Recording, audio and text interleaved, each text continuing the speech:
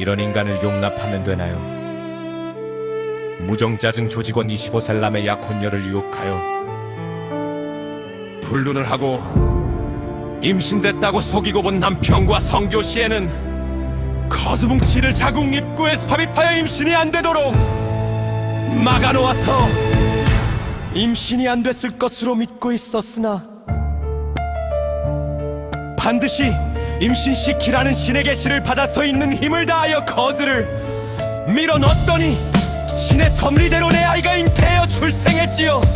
범인은 갖고 있던 권력을 남용하여 남편의 유전자 검사표에서 남편의 이름을 범인 이름으로 변경하고 4명의 처남들과 공모하여 자식들을 빼앗아가고 내 아이들 졸업식에도 못 가게 하고 내 아내를 수십 년간 비밀리에 접선하고 내 자식들을 관리돈도 갈취하고 이 사실을 약혼 시절에 인지했으나 폭로하면 가정이 파괴되고 자식들이 망가짐으로 오직 자식들 안전 성장을 위하여 비밀로 유지 4명의 처남들이 공모하여 나를 희롱하고 인격 모독하고 살고 있는 집을 강털을 갔지요. 이런 극악한 범인들을 어찌해야 하나요? 이런 고통스러운 경험에서 배울 수 있는 점은 진실을 외면하거나 감추는 것이 결국 더 큰 상처를 남길 수 있다는 사실입니다. 억울함과 분노, 슬픔이 반복되지 않으려면 무엇보다도 건강한 소통과 신뢰를 회복하는 노력이 필요합니다. 가족 간에도 서로의 경계와 권리를 존중하고 작은 오해도 대화로 풀어나가는 지혜를 길러야 하겠습니다. 그리고 억울한 일이 발생했을 때는 혼자 감당하지 말고 법적, 심리적 지원을 적극적으로 찾아 도움을 받는 것이 중요합니다.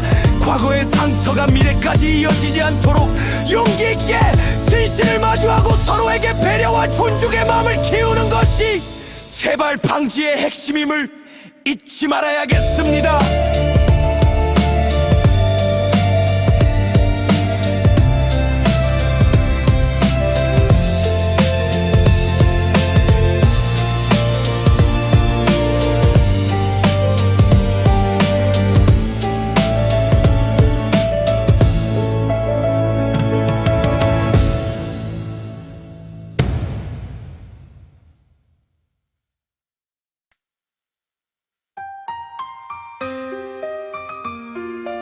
이런 인간을 용납하면 되나요?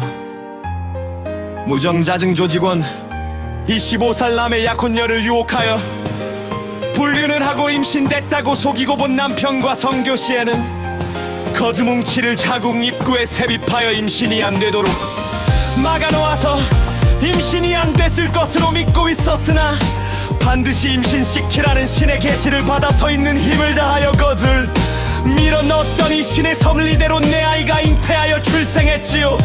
범인은 갖고 있던 권력을 남용하여 남편의 유전자 검사표에서 남편의 이름을 범인 이름으로 변경하고 4명의 처남들과 공모하여 자식들을 빼앗아가고 내 아이들 졸업식에도 못 가게 하고 내 아내를 수십 년간 비밀리에 접선하고 내 자식들을 관리돈도 갈취하고 이 사실을 약혼 시절에 인지했으나 폭으로 하면 가정이 파괴되고 자식들이 망가짐으로 오직 자식들 안전 성장을 위하여 비밀로 유지 4명의 처남들이 공모하여 나를 희롱하고 인격 모독하고 살고 있는 집을 강탈해 갔지요.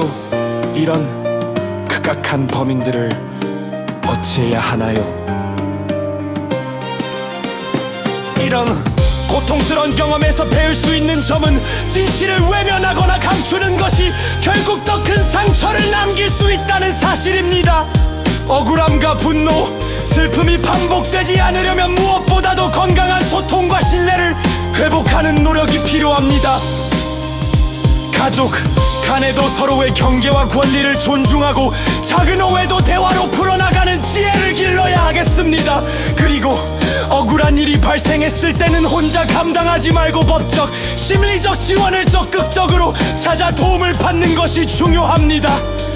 과거의 상처가 미래까지 이어지지 않도록 용기 있게 진실을 마주하고 서로에게 배려와 존중의 마음을 키우는 것이 재발 방지의 핵심임을 잊지 말아요.